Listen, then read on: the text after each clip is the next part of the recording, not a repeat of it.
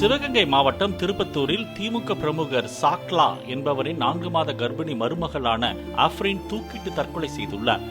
அஃப்ரின் நேற்றிரவு தனது தாய் பாத்திமா பேபிக்கு அலைபேசியில் தொடர்பு கொண்டு தன்னை வீட்டுக்கு அழைத்துச் செல்லுமாறு கூற, இரவு நேரம் என்பதால் நாளை காலை பார்த்துக் கொள்ளலாம் என அவர் அஃப்ரினுக்கு ஆறுதல் சொல்லியுள்ளார். இதனையடுத்து இன்று காலை அஃப்ரின் தற்கொலை செய்து கொண்டதை அறிந்து தனது மகளின் இறப்பில் சந்தேகம் இருப்பதாக திருப்பத்தூர் நகர் போலீசாருக்கு தகவல் தெரிவித்துள்ளார் பாத்திமா பேபி. இதன் அடிப்படையில் காவல்துறையினர் அஃப்ரின் உடலை கைப்பற்றி பிரேத பரிசோதனைக்காக அனுப்பி வைத்துள்ளனர்.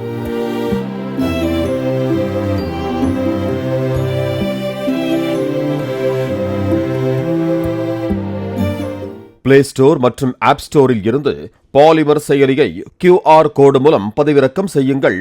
செய்திகளை உடனுக்குடன் பெறுங்கள்.